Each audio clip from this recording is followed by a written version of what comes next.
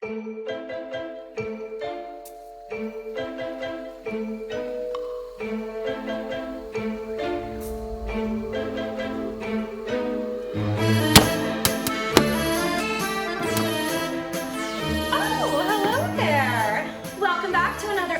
of Erin's Halloween Tips, Tricks, and Treats. Today we have something really gory in store for you. Oh?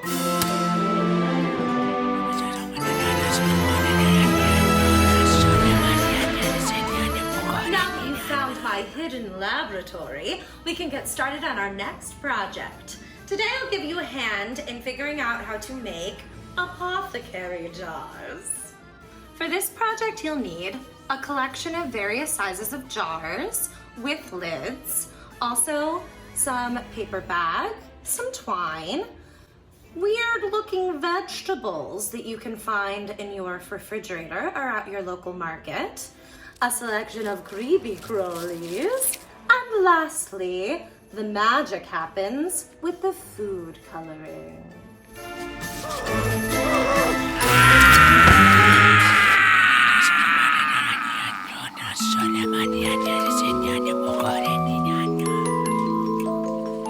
So you might be wondering, why a cauliflower?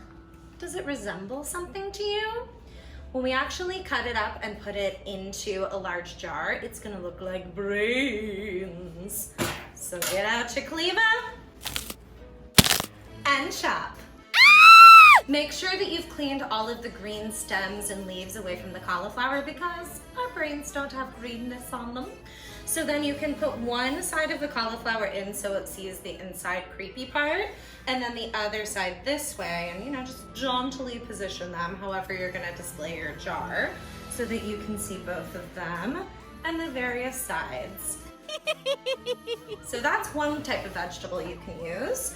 And then another type of vegetable are these weird, creepy little things that are actually really delicious. They're sunchokes, but they look really weird. They're a root vegetable before you actually cut them up.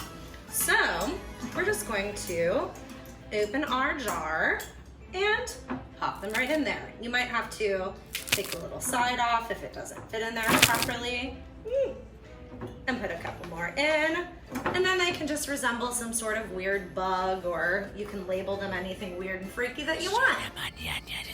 And now for the creepy crawlies. So you can take any type of weird bug that you find and just slip them in to all of your jars, load them up, get some creepy crawly maggots, some weird little worms, some eyeballs. You can mix media, if you will. Let's put in some ears, stuff some spiders. Let's put some fingers in with those ears. Ooh, and can't forget the cockroaches.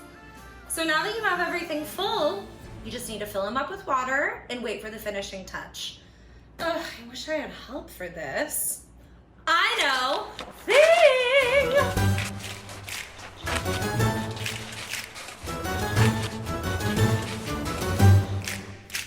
Now that you have all your jars filled with water, it's time for the really fun step. You're gonna add color to all of these to really make them pop and look like apothecary jars. So you can go crazy and do different colors for all of them. I like to do a little red for anything that actually has to do with a body part. You can do green for things that you think look a little more alien in nature. You can do blue if you want to add like a spooky hue to your spiders. So go ahead, fill all of these up. Make sure you get something to spin them around and make that color get stirred up everywhere. Once everything is nice and stirred up, then you're ready to close up shop. If you are missing some mason jar lids, you can always get some brown paper, crumple it up, make it into a nice kind of old leathery looking texture, or you can use some burlap, and then you can just cover over those jars, use some twine to tie them off, and then you're ready for the finishing touches.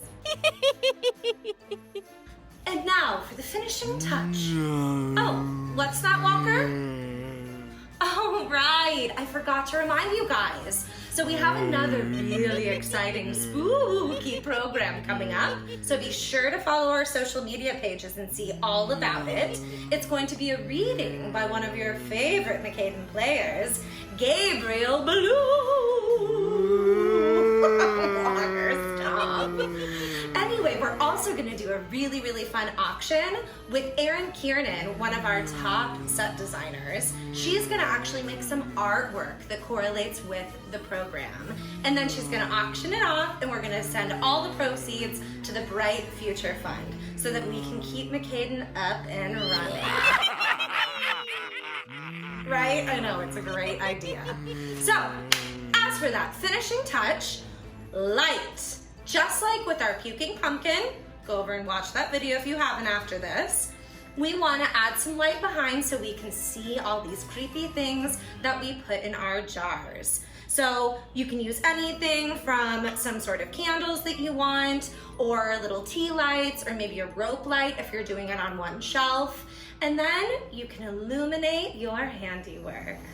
Can't wait to see you guys again for another episode of Erin's Halloween's Tips, Tricks, and Treats. See you guys next time.